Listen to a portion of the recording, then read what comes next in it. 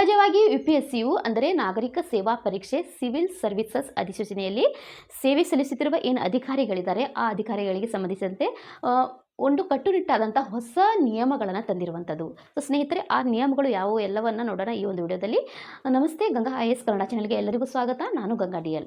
So ಸ್ನೇಹಿತರೆ, ಈ ರೀತಿಯಾದ ಒಂದು ಕಟ್ಟುನಿಟ್ಟಾದಂಥ ನಿಯಮಗಳನ್ನು, ರೂಲ್ಸ್ಗಳನ್ನು ತರೋದು ತುಂಬಾ ಮುಖ್ಯವಾಗಿತ್ತು, ಸ್ಪೆಷಲಿ UPSCಯಲ್ಲಿ. ಓಕೆ, ಸೊ ಯಾಕಂದರೆ ಮೊದಲೇ ಏನು ಮೊದಲೇ ಹುದ್ದೆಯಲ್ಲಿರುವಂಥ ಏನು ಅಧಿಕಾರಿಗಳಿದ್ರು, ಆ ಅಧಿಕಾರಿಗಳು ತಮ್ಮ ಒಂದು ರ್ಯಾಂಕ್ಗೋಸ್ಕರ ಆಗಿರ್ಬೋದು, ಅಥವಾ ತಮ್ಮ ಒಂದು ಪ್ಲೇಸ್ಮೆಂಟ್ಗೋಸ್ಕರ ಆಗಿರ್ಬೋದು, ಅಥವಾ ತಮ್ಮ ಒಂದು ಕ್ಯಾಡರ್ಗೋಸ್ಕರ ಆಗಿರ್ಬೋದು, ಎಕ್ಸಾಮನ್ನು ಅವ್ರು ಕಂಡಕ್ಟ್ ಮಾಡ್ತಿದ್ರು. ಸೊ ಇದರಿಂದ ಬೇರೆ ವಿದ್ಯಾರ್ಥಿಗಳು ಏನಾದ್ರು, ಬೇರೆ ಅಭ್ಯರ್ಥಿಗಳಿದ್ದಾರೆ, ಅವರಿಗೂ ಕೂಡ ತುಂಬಾ ಪ್ರಾಬ್ಲಮ್ ಆಗ್ತಿತ್ತು ಯಾವಾಗಲೂ. ಸೊ ಹುದ್ದೆಯಲ್ಲಿದ್ದವರು, ರೂಲ್ಸ್ ಗೊತ್ತಿದ್ದವರು, ಯಾವ ಥರ ಇಂಟರ್ವ್ಯೂದಲ್ಲಿ ಏನೇನು ಮಾಡಬೇಕು ಅನ್ನೋದು ಎಲ್ಲ ಅವರಿಗೆ ಆಲ್ರೆಡಿ ಎಕ್ಸ್ಪೀರಿಯನ್ಸ್ ಇರ್ತಿತ್ತು. ಸೊ ಅದರ ಮೂಲಕ ಅವರು ಮತ್ತಷ್ಟು ರ್ಯಾಂಕ್ಗಳನ್ನು ಅಥವಾ ಕ್ಯಾಡರ್ಗೋಸ್ಕರ ಎಕ್ಸಾಮನ್ನು ಕೊಡ್ತಿದ್ರು. ಸೊ ಈ ರೀತಿಯಾದ ಒಂದು ನಡೀತಾ ಇದ್ದಿದ್ದು ಎಲ್ಲ ಒಂದು UPSCಯಲ್ಲಿ. ಸೊ ಈ ಒಂದು ರೂಲ್ಸ್ ತಂದಿರುವಂಥದ್ದು, ನಿಯಮ ತಂದಿರುವಂಥದ್ದು ಎಲ್ಲರಿಗೂ ಖುಷಿ ತಂದಿರುವಂಥ ವಿಷಯ ಅಂತ ಅಂದ್ಕೊಂಡಿದ್ದೇನೆ. ಸೊ ಬನ್ನಿ ಸ್ನೇಹಿತರೆ, ಹಾಗಾದರೆ ಸೊ ಈ IAS ಮತ್ತು IFS ಏನೆಂದರೆ ಈ ಹುದ್ದೆಗಳಿಗೆ ಯಾವೆಲ್ಲ ರೂಲ್ಸ್ಗಳಿದ್ದಾವೆ ಅದನ್ನು ನೋಡೋಣ. ಸೊ ಈ ಹುದ್ದೆಗಳಿಗೆ ಇರುವಂಥ ಏನು ಅಧಿಕಾರಿಗಳಿದ್ದಾರೆ, ಆ ಅಧಿಕಾರಿಗಳು ಅಕಸ್ಮಾತಾಗಿ ಆಲ್ರೆಡಿ ನೇಮಕಗೊಂಡಿರುವಂಥದ್ದು. ಓಕೆ, ಆಲ್ರೆಡಿ ನೇಮಕಗೊಂಡಿರುವಂಥ ಏನು ಅಧಿಕಾರಿಗಳಿದ್ದಾರೆ, ಆ ಅಧಿಕಾರಿಗಳು ಮತ್ತೊಮ್ಮೆ ನಾಗರಿಕ ಪರೀಕ್ಷೆ ಬರೆಯೋದನ್ನು UPSC ಕಟ್ಟುನಿಟ್ಟಾಗಿ ನಿಷೇಧಿಸಲಾಗಿದೆ. ಯಾರಿಗೆ? IAS ಮತ್ತು IFS ಅಂದರೆ ಇಂಡಿಯನ್ ಫಾರಿನ್ ಸರ್ವಿಸಸ್. ಓಕೆ, ಇನ್ನು IAS Indian administrative services. Okay, so ಈ ಒಂದು ಹುದ್ದೆಗಳಲ್ಲಿ ಆಲ್ರೆಡಿ ಏನು ಜಾಬ್ ಮಾಡ್ತಿದ್ದಾರೆ ಆ ವಿದ್ಯಾರ್ಥಿಗಳು ಎಕ್ಸಾಮ್ ಮಾಡೋದಿದ್ರೆ ಅಥವಾ ಎಕ್ಸಾಮ್ ಅವರು ಕಂಡಕ್ಟ್ ಮಾಡೋದಿದ್ರೆ ಅವರು ಮಾಡುವಂಗಿಲ್ಲ, ಯಾಕಂದರೆ ಕಟ್ಟುನಿಟ್ಟಾಗಿ ಅವರನ್ನು ನಿಷೇಧಿಸಲಾಗಿದೆ. ಓಕೆ, ಅಕಸ್ಮಾತಾಗಿ ಎಕ್ಸಾಮ್ ಕಂಡಕ್ಟ್ ಮಾಡಬೇಕು ಅಂದ್ಕೊಂಡವರು ಮೊದಲು ಇದ್ದಿದ್ದ ಹುದ್ದೆಯನ್ನು ಏನು ಮಾಡಬೇಕು, ಅವರು ರಿಸೈನ್ ಮಾಡಬೇಕು. ಆ ಹುದ್ದೆಯನ್ನು ಅವರು ರಿಸೈನ್ ಮಾಡಿ ಮತ್ತೆ ಕಂಡಕ್ಟ್ ಮಾಡ್ಬೋದು. ಇನ್ನು IPS ಏನಿದೆ, IPS ಹುದ್ದೆಗೆ ಹೇಳೋದಾದರೆ IPS ಅಂದರೆ ಸೊ ಇಂಡಿಯನ್ ಪೊಲೀಸ್ ಸರ್ವಿಸ್ ಏನಿದೆ, ಓಕೆ, ಇನ್ನು ಸೇವೆ ಸಲ್ಲಿಸ್ತಾ ಇರುವಂಥ ಅಧಿಕಾರಿಗಳೇನಿದ್ದಾರೆ, ಸೊ ಅವರಿಗೆ ಎಕ್ಸಾಮ್ ಕೊಡುವುದಕ್ಕೆ ಅವಕಾಶ ಇಲ್ಲ. ಅಂದರೆ ಕೇವಲ ಕ್ಯಾಡರ್ಗೋಸ್ಕರ ಬದಲಾವಣೆಗಾಗಿ ಪರೀಕ್ಷೆಯನ್ನು ಬರೆಯುವಂತಿಲ್ಲ. ಸೊ ಈ ರೀತಿಯಾದಂಥ ಒಂದು ರೂಲ್ಸನ್ನು UPSC ತಂದಿರುವಂಥದ್ದು ಗಳಿಗೆ. ಆದರೆ ಒಂದು ಬಾರಿ ಸುಧಾರಣಾ ಅವಕಾಶ ಅಂದರೆ ಇಂಪ್ರೂವ್ಮೆಂಟ್ ಅಟೆಂಪ್ಟ್ಸನ್ನು ಕೊಡ್ಬೋದು. ಇಂಪ್ರೂವ್ಮೆಂಟ್ ಅಟೆಂಪ್ಟ್ ಅಂದರೆ ಈಗ 2026ರ ಪರೀಕ್ಷೆಯ ಮೂಲಕ ಅವರು IPS ಅಥವಾ ಸೆಂಟ್ರಲ್ ಗ್ರೂಪ್ ಏನಿದಾವೆ, ಸೆಂಟ್ರಲ್ ಗ್ರೂಪ್ A ಏನಿದ್ದಾವೆ, ಗ್ರೂಪ್ A ಅಂತ ಹೇಳ್ತೇವಲ್ಲ, ಆ ಗ್ರೂಪ್ A ಸೇವೆಗಳಿಗೆ ಏನು ಆಯ್ಕೆ ಆದವರು ತಮ್ಮ ಶ್ರೇಣಿಯನ್ನು ಅಥವಾ ರ್ಯಾಂಕನ್ನು ಹೆಚ್ಚು ಮಾಡ್ಕೊಳ್ಳೋಕ್ಕೋಸ್ಕರ ಅಥವಾ ರ್ಯಾಂಕನ್ನು ಸುಧಾರಣೆ ಮಾಡ್ಕೊಳ್ಳೋಕ್ಕೋಸ್ಕರ ಏನಾದರೂ 2027ರ ಪರೀಕ್ಷೆಯಲ್ಲಿ ಅವರು ಭಾಗವಹಿಸಿದರೆ, ಓಕೆ, ಭಾಗವಹಿಸಲು ಅವರಿಗೆ ಒಂದು ಬಾರಿ ಮಾತ್ರ ಅವರಿಗೆ ಅವಕಾಶ ಇರುವಂಥದ್ದು. ಓಕೆ, ಅದನ್ನು ಬಿಟ್ಟರೆ ಮತ್ತೆ ಅವರಿಗೆ ಅವಕಾಶ ಇಲ್ಲ. ಸೊ ಇದಕ್ಕೆ ಸಂಬಂಧಪಟ್ಟವೆ ಎಕ್ಸಾಮ್ ಕೊಡೋದಿದೆ ಅಂತ ಹೇಳಿಬಿಟ್ಟು ಏನು ತರಬೇತಿ ಟ್ರೈನಿಂಗ್ ಏನಿದೆ ಇಲಾಖೆಯಲ್ಲಿ ಏನು ತರಬೇತಿ ಪಡಿತಾ ಇದ್ರು ಅಲ್ಲಿ ವಿನಾಯಿತಿಯನ್ನು ಪಡೆಯುವಂಥದ್ದು ಅವರು ತುಂಬಾ ಆಗಿದೆ. ಓಕೆ, ತುಂಬಾ ಕಡ್ಡಾಯವಾಗಿರುವಂಥದ್ದು. ಸೊ ಇನ್ನು ರಾಜೀನಾಮೆ ಕಡ್ಡಾಯ. ಓಕೆ, ರಾಜೀನಾಮೆ ಕಡ್ಡಾಯವಾಗಿ ಇನ್ನು ರಾಜೀನಾಮೆಯನ್ನು ಕಡ್ಡಾಯವಾಗಿ ಮಾಡಲಾಗಿದೆ. ಅಂದರೆ ಒಂದು ಬಾರಿ ಸುಧಾರಣಾ ಅವಕಾಶದ ನಂತರವೂ, ಅಂದರೆ 2028ರ ಅಥವಾ 2028ರ ನಂತರದ ಪರೀಕ್ಷೆಗಳು ಏನು ಬರಿಬೇಕು ಅಂದ್ಕೊಂಡಿದ್ದಾರೆ, ಅವರು ಪರೀಕ್ಷೆಯ ಬರೆಯಲು ಬಯಸುವ ಅಧಿಕಾರಿಗಳು ಆ ಅಧಿಕಾರಿಗಳಿಗೆ ಮೊದಲು ತಮ್ಮ ಪ್ರಸ್ತುತ ಹುದ್ದೆ ಅಂದರೆ ಯಾವ ಹುದ್ದೆಯಲ್ಲಿದ್ದಾರೆ, ಸೊ IAS ಆಗಿರ್ಬೋದು, IFS ಆಗಿರ್ಬೋದು, IPS ಆಗಿರ್ಬೋದು, ಯಾವೊಂದು ಹುದ್ದೆಯಲ್ಲಿದ್ದಾರೆ ಅವರು ವರ್ಕ್ ಮಾಡ್ತಿರುತ್ತಾರೆ ಆ ಹುದ್ದೆಯನ್ನು ಅವರು ಮೊದಲು ರಾಜೀನಾಮೆಯನ್ನು ಇಡಬೇಕು. ಓಕೆ, ಹುದ್ದೆಯನ್ನು ರಿಸೈನ್ ಮಾಡಿಬಿಟ್ಟು ನೀವು ಏನು ಮಾಡಬೇಕಂದ್ರೆ ಎಕ್ಸಾಮನ್ನು ಬರೀಬೇಕು ಅಂತ ಹೇಳಲಾಗಿದೆ. ಇನ್ನು ಹಳೆಯ ಅಭ್ಯರ್ಥಿಗಳಿಗೆ ವಿನಾಯಿತಿಯನ್ನು ಕೊಡಲಾಗಿದೆ. ಯಾವಂದರೆ 2025ರ ಅಥವಾ ಅದಕ್ಕಿಂತ ಮೊದಲು ಏನು ಸೇವೆಗೆ ಸೇರಿದ ಅಧಿಕಾರಿಗಳಿದ್ದಾರೆ ಅವರು 2026 ಅಥವಾ 2027ರ ಪರೀಕ್ಷೆಯಲ್ಲಿ, ಸೊ ಈ ವರ್ಷದ ಪರೀಕ್ಷೆ ಮತ್ತು ನೆಕ್ಸ್ಟ್ ಇಯರ್, ಓಕೆ, ಆ ಪರೀಕ್ಷೆಯಲ್ಲಿ ಭಾಗವಹಿಸಲು ಅವರಿಗೆ ರಾಜೀನಾಮೆಯಿಂದ ಒಂದು ಬಾರಿ ಮಾತ್ರ ವಿನಾಯಿತಿ ಇರುವಂಥದ್ದು. ರಾಜೀನಾಮೆಗೆ ಒಂದು ಬಾರಿ ಮಾತ್ರ ಅವರಿಗೆ ವಿನಾಯಿತಿಯನ್ನು ನೀಡಲಾಗಿರುವಂಥದ್ದು. ಇನ್ನು ಮುಖ್ಯವಾಗಿ ಹೇಳೋದಾದರೆ, ಸೊ ಈ ಅಧಿಕಾರಿಗಳು ಒಂದು ಬಾರಿ ಮಾತ್ರ ವಿನಾಯಿತಿಯನ್ನು ನೀಡಲಾಗಿರುವಂಥದ್ದು. ಸೊ 2026 ಮತ್ತು 2027ರ ಎಕ್ಸಾಮ್ ಬರೆಯೋದಕ್ಕೆ. ಇನ್ನು ಮುಖ ಗುರುತಿಸುವಿಕೆ ಏನಂದರೆ ಫೇಶಿಯಲ್ ರೆಕಾಗ್ನೈಸೇಷನ್. ಸೊ ಈ ಒಂದು ರೂಲ್ಸ್ ಬಂದಿರುವಂಥದ್ದು U P S C form ಅಥವಾ ಯು ಪಿ ಎಸ್ ಸಿಗೆ ಒಂದು ಕಂಡಕ್ಟ್ ಆಗುವಂಥ ಅಭ್ಯರ್ಥಿಗಳನ್ನು ಪರೀಕ್ಷಿಸಲು ಯು ಪಿ ಎಸ್ ಸಿ ಈಗ ಫೇಶಿಯಲ್ ರಿಕಗ್ನೈಸೇಷನ್ ಅನ್ನುವಂಥ ಒಂದು ತಂತ್ರಜ್ಞಾನವನ್ನು ಬಳಸ್ತಾ ಇದೆ. ಏನಂದರೆ ಪರೀಕ್ಷಾ ಕೇಂದ್ರಕ್ಕೆ ಪ್ರವೇಶಿಸುತ್ತಾರೆ, ಅಂದರೆ ಎಕ್ಸಾಮ್ ಸೆಂಟ್ರಿಗೇನವರು ಎಂಟರ್ ಆಗ್ತಾರೆ ಅಭ್ಯರ್ಥಿಗಳು. ಆ ಅಭ್ಯರ್ಥಿಯ ಮುಖವನ್ನು ಅವರ ಅರ್ಜಿಯಲ್ಲಿರುವಂಥ ಏನು ಫೋಟೋ ಇರುತ್ತೆ ಆ ಫೋಟೋದೊಂದಿಗೆ ತಾಳೆಯನ್ನು ಮಾಡಿ ನೋಡಲಾಗತ್ತೆ. ಓಕೆ, ಆ ಫೋಟೋದೊಂದಿಗೆ ಏನು ನೀವು ಎಂಟ್ರ್ ಕೊಡ್ತೀರಾ ಎಕ್ಸಾಮ್ಗೆ ಹಾಲಲ್ಲಿ, ಆವಾಗ ಆ ಫೋಟೋದೊಂದಿಗೆ ನಿಮಗೆ ಒಂದು ಮ್ಯಾಚ್ ಮಾಡಲಾಗುತ್ತೆ, ಈ ವ್ಯಕ್ತಿ ಹೌದೋ ಇಲ್ವೋ ಅನ್ನುವಂಥದ್ದು. ಓಕೆ, ಸೊ ಈ ಒಂದು ರೂಲ್ಸ್ ತಂದಿರುವಂಥ ಫೇಶಿಯಲ್ ರೆಕಗ್ನೈಸೇಷನ್ ಅಂತ.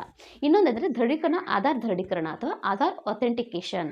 ಸೊ ಈ ಬಾರಿ ಆಧಾರ ಆಧಾರಿತ ದೃಢೀಕರಣವನ್ನು ಸ್ವಯಂ ಪ್ರೇರಿತವಾಗಿ ಅವರು ಬಳಸಲು ಅವಕಾಶ ನೀಡುವಂಥದ್ದು. ಓಕೆ, ಸ್ವಯಂ ಪ್ರೇರಿತವಾಗಿ ಆಧಾರವನ್ನು ಬಳಸುವಂಥದ್ದು. ಓಕೆ, ಸೊ ಈ ಒಂದು ಕೊಟ್ಟಿರುವಂಥದ್ದು ಆಧಾರ್ ಕಾರ್ಡಿಗೆ ಸಂಬಂಧಪಟ್ಟಂತೆ. ಆಧಾರ್ ಸಮಯದಲ್ಲಿ ಆಧಾರ್ ವಿವರಗಳನ್ನು ನೀಡಿದರೆ ಪರೀಕ್ಷಾ ಕೇಂದ್ರಗಳಲ್ಲಿ ಪರಿಶೀಲನೆ ಪ್ರಕ್ರಿಯೆ ಸುಗಮ ಆಗಿರುವಂಥದ್ದು. ಸೊ ಹಾಗಾಗಿ ಆಧಾರ್ ಕಾರ್ಡನ್ನು ಕಡ್ಡಾಯವಾಗಿ ಮಾಡಲಾಗಿದೆ.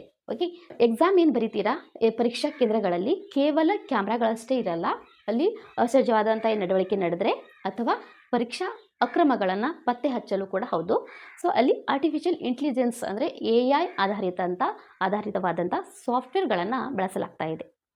ಸೊ ಇದೊಂದು ರೂಲ್ಸ್ ಬಂದಿರುವಂಥದ್ದು. ಎಲ್ಲರೂ ಕೇರ್ಫುಲ್ಲಾಗಿ ಏನು ಹೇಳ್ತಾರೆ, ಸ್ವಚ್ಛವಾಗಿ ಏನು ಅಲ್ಲಿ ತಗೊಂಡು ಹೋಗೋಂಗಿಲ್ಲ, ಓನ್ಲಿ ಒಂದು ಆಧಾರ್ ಮಾತ್ರ ಅಷ್ಟೇ ಇರಬೇಕು, ಮತ್ತೇನು ಇಲ್ಲ. ಸೊ ಅಷ್ಟು ನೀಟಾಗಿ ಹೋಗಿ ಎಕ್ಸಾಮನ್ನು ಬರೆಯುವಂಥದ್ದು. ಸೊ ಈ ರೀತಿಯಾದಂಥ ಒಂದು ಎಕ್ಸಾಮ್ ಹಾಲನ್ನು ರೂಲ್ಸನ್ನು ಮಾಡಲಾಗಿದೆ. ಇನ್ನು ಅರ್ಜಿ ಸಲ್ಲಿಸುವಾಗ ಗಮನಿಸಬೇಕಾದ ವಿಷಯಗಳು ಯಾವಂದರೆ, ಅಭ್ಯರ್ಥಿಗಳು ಅಪ್ಲೋಡ್ ಮಾಡುವಂಥ ಏನು ಫೋಟೋ ಇದೆ, ಓಕೆ, ಅಭ್ಯರ್ಥಿಗಳನ್ನು ಅಪ್ಲೋಡ್ ಮಾಡ್ತಾರೆ ಫೋಟೋವನ್ನು, ಆ ಫೋಟೋ ಏನಿದೆ ಎಷ್ಟು ದಿನದ ಒಳಗಾಗಿರ್ಬೇಕಂದ್ರೆ ಆ ಫೋಟೋ 10 ದಿನದ ಒಳಗಾಗಿರುವಂಥದ್ದು. 10 ದಿನದ ಒಳಗೆ ಆ ಫೋಟೋವನ್ನು ನೀವು ತೆಗೆಸಿರಬೇಕು. ಫೋಟೋ ಕ್ಲಿಯರ್ ಆಗಿರಬೇಕು, ಅಂದರೆ 75% ಭಾಗವನ್ನು ಆವರಿಸಿರಬೇಕು. ನಿಮ್ಮ ಮುಖ 75% ಭಾಗವನ್ನು ಆವರಿಸಿರಬೇಕು ಅಂತ ಹೇಳಲಾಗಿದೆ. ಓಕೆ, ಇನ್ನು ಎಲ್ಲ ಹಂತಗಳಲ್ಲಿ ಅಂದರೆ ಯಾವ್ಯಾವುದು, ಪ್ರಿಲಿಮ್ಸ್, ಮೇನ್ಸ್ ಮತ್ತು interview. Okay, U P S ಸಿಯ ಪ್ರಿಲಿಮ್ಸ್, ಮೇನ್ಸ್ ಮತ್ತು ಇಂಟರ್ವ್ಯೂ 3 ಹಂತಗಳಲ್ಲಿ ಅಭ್ಯರ್ಥಿಯ ನೋಟವು ನೋಟ ಅಂದರೆ ಲುಕ್ ಏನಿದೆ ಫೋಟೋದಕ್ಕೆ ಅದಕ್ಕೆ ಹೊಂದಿಕೆ ಹಾಕಬೇಕು. ಫಾರ್ ಎಕ್ಸಾಂಪಲ್ ಅಂದರೆ ಮೇಲ್ ಅಭ್ಯರ್ಥಿ ಏನಿದೆ, ಸೊ ಗಂಡು ಮಕ್ಕಳಿಗೆ ಗಡ್ಡ ಬಂದಿರುವಂಥದ್ದು, ಚಸ್ಮಾ ಓಕೆ, ಚಸ್ಮಾ ಹಾಕ್ಕೊಂಡಿರ್ತಾರೆ. ಸೊ ಅವೆಲ್ಲ ಫೋಟೋ ನೀವು ಫಸ್ಟ್ ಟೈಮ್ ಫೋಟೋ ಅಪ್ಲೋಡ್ ಮಾಡಿರ್ತಾರೆ, ಆ ಫೋಟೋ ಅದಕ್ಕೆ ಮ್ಯಾಚ್ ಆಗಿರಬೇಕು. ಸೊ ಫೋಟೋದಲ್ಲಿ ಒಂದು ಇದ್ದು ಮತ್ತು ನೀವು ಹೋಗಿದ್ದಾಗ ಮತ್ತೊಂದು ಅಂದರೆ ಚಸ್ಮಾ ತೆಗೆದಿಟ್ಟು ಹೋಗಿರೋದು ಆ ಥರ ಆಗಿದ್ರೆ ಅದು ಮ್ಯಾಚ್ ಆಗಲಿಲ್ಲ ಅಂದರೆ ಅದು ಕೂಡ ಪ್ರಾಬ್ಲಮ್ ಆಗುವಂಥದ್ದು, ಇಶ್ಯೂ ಆಗುವಂಥದ್ದು. ಸೊ ಈ ರೀತಿಯಾಗಿ ರೂಲ್ಸನ್ನು ಮಾಡಲಾಗಿದೆ. ಸೊ ಗಮನವಿಟ್ಟು ಎಲ್ಲನೂ ಅವರು ಇದು ರೂಲ್ಸ್ ಮಾಡಿದ್ದಾರೆ, ನಿಯಮಗಳು ಮಾಡಿದ್ದಾರೆ, ಎಲ್ಲರೂ ಓದ್ಕೊಳ್ಳಿ ಚೆನ್ನಾಗಿ. ಓಕೆ, ಸೊ ವೆಬ್ಸೈಟ್ ಮೇಲೆ ಇರುವಂಥದ್ದು, U P S C website ಮೇಲೆ ರೂಲ್ಸನ್ನು ಚೆನ್ನಾಗಿ ಒಂದು ಸತ ಓದ್ಕೊಳ್ಳಿ. ಬೇಕಾದ್ರೆ ಕನ್ನಡದಲ್ಲಿ ಅದನ್ನು ಟ್ರಾನ್ಸ್ಲೇಟ್ ಮಾಡಿಕೊಂಡು ಚೆನ್ನಾಗಿ ಓದ್ಕೊಳ್ಳಿ. ಕನ್ನಡದ ಏನು ಸ್ಟೂಡೆಂಟ್ಸ್ ಇದ್ದೀರಾ ಅವರು ಆ ನಂತರ ಎಕ್ಸಾಮನ್ನು ಕಂಡಕ್ಟ್ ಮಾಡಿ. ಸೊ ಎಲ್ಲವೂ ಬರೆದಿಟ್ಕೊಂಡ್ರೆ ಅಡ್ಡಿ ಇಲ್ಲ, ಯಾಕಂದರೆ ಕೆಲವು ನೆನ್ಪುಳಿತದೆ, ಕೆಲವು ನೆನ್ಪುಳಿಯೋದಿಲ್ಲ. ಸೊ ಮತ್ತು ಎಕ್ಸಾಮ್ ಏನು ಅಪ್ಲೈ ಮಾಡ್ತೀರಾ ಎಕ್ಸಾಮ್ಗೆ, ಪ್ರಿಲಿಮ್ಸ್ ಎಕ್ಸಾಮ್ಗೆ ಏನು ಅಪ್ಲೈ ಮಾಡ್ತಿದ್ದೀರಾ, ಸೊ ಆ ವಿದ್ಯಾರ್ಥಿಗಳು ಪ್ರಿಲಿಮ್ಸ್ ಎಕ್ಸಾಮ್ಗೆ ನೀವು ಡಾಕ್ಯುಮೆಂಟನ್ನು ಅಪ್ಲೋಡ್ ಮಾಡ್ತೀರಾ, ಅದನ್ನು ತುಂಬಾ ಕೇರ್ಫುಲ್ಲಾಗಿ ಅಪ್ಲೋಡ್ ಮಾಡುವಂಥದ್ದಕ್ಕೆ, ಅಂದರೆ ಅದಕ್ಕೆ ಕರೆಕ್ಷನಿಗೆ ಅವಕಾಶನೇ ಕೊಟ್ಟಿಲ್ಲ ಈ ಸಲ ಅವರು. ಓಕೆ, ಕರೆಕ್ಷನಿಗೆ ಅವಕಾಶ ಕೊಟ್ಟಿದ್ದು ಕೇವಲ ಒಂದು ಬಾರಿಯಷ್ಟು ಕೊಟ್ಟಿರುವಂಥದ್ದು, ಮತ್ತು ಕರೆಕ್ಷನ್ ಮಾಡೋಂಗಿಲ್ಲ. ಸೊ ಅದಕ್ಕಾಗಿ ಏನು ನೀವು ಅಪ್ಲೋಡ್ ಮಾಡ್ತೀರಾ, ಸರ್ಟಿಫಿಕೇಟ್ ಆಗಿರ್ಬೋದು, ಓಕೆ, ಎಲ್ಲನೂ ಕೂಡ ಕರೆಕ್ಟಾಗಿ ಇರಬೇಕು. ಮತ್ತು ನಿಮ್ಮ ಒಂದು ಅಪ್ಲಿಕೇಶನ್ ಕೂಡ ಫಿಲ್ ಮಾಡ್ಬೋದು, ಕರೆಕ್ಟಾಗಿ ನೀವು ಅಪ್ಲಿಕೇಶನ್ ಫಿಲ್ ಮಾಡುವಂಥದ್ದು.